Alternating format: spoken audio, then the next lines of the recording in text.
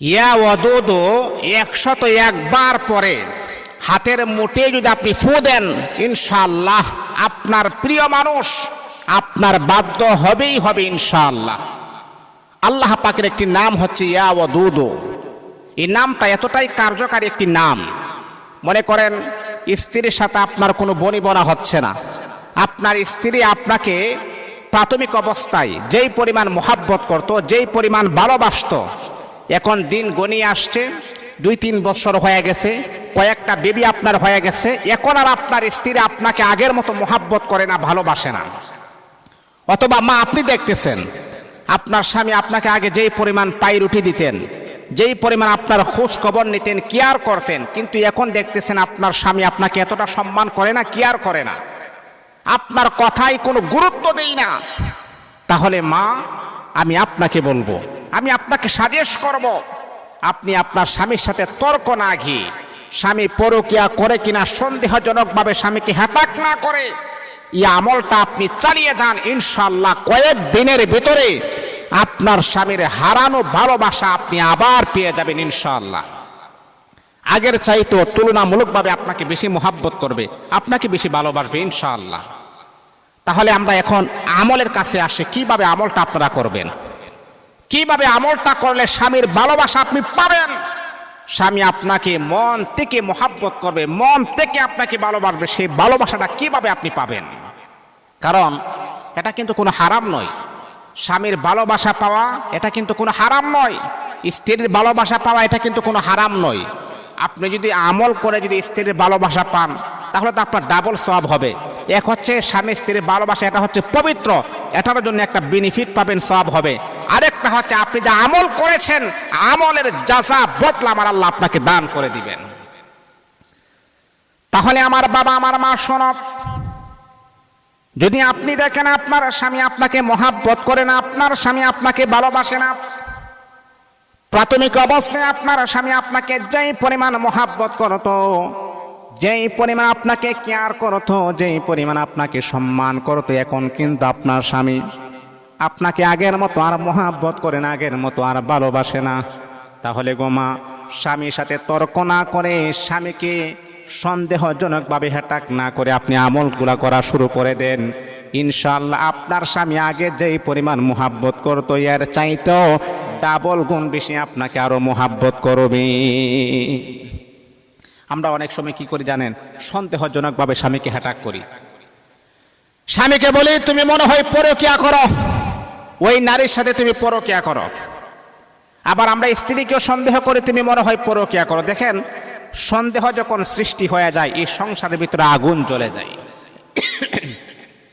আপনি বাস্তবতা একদিনও ধরতে পারেন নাই আপনার স্ত্রী পরকিয়া করে কিনা, কিন্তু আপনি সন্দেহজনকভাবে স্ত্রীকে সন্দেহ করেন, আবার স্ত্রী আপনাকে সন্দেহ করে। এই সন্দেহটাই কিন্তু আপনাদের বিচ্ছেদ ঘটিয়ে দিবে।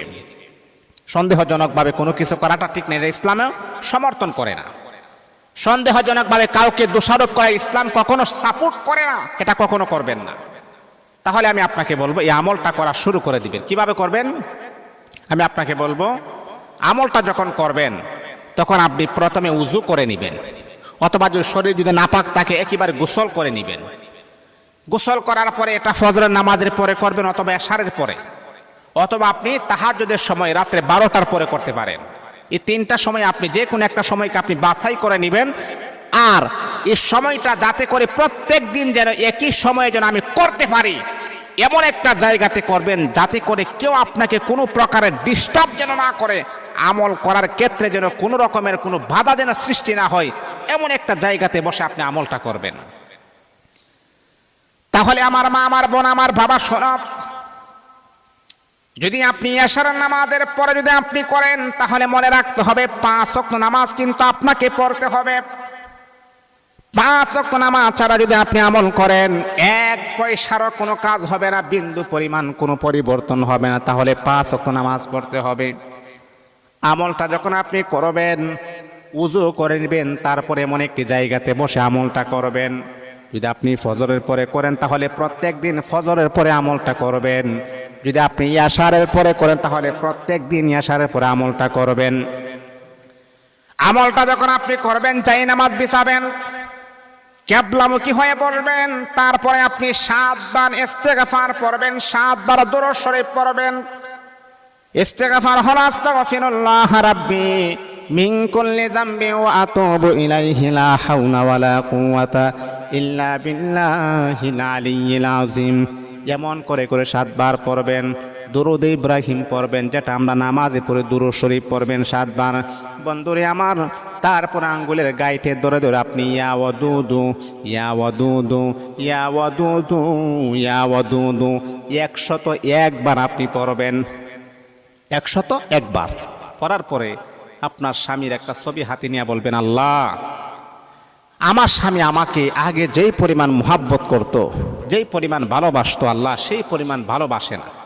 আল্লাহ, আমার স্বামীর অন্তরে আমার মুহাব্বত ভালোবাসা তুমি পয়দা করে দাও।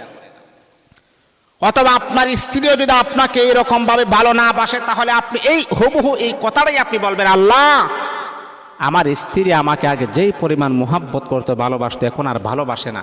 আমার স্ত্রীর অন্তরে আমার ভালোবাসা তুমি জাগ্রত করে দাও। এইভাবে যদি আমলটা যদি আপনি কয়েকদিন করতে পারেন, ইনশাআল্লাহ স্বামীর পর্যাপ্ত পরিমাণের ভালোবাসার মালিক আপনি হয়ে যাবেন।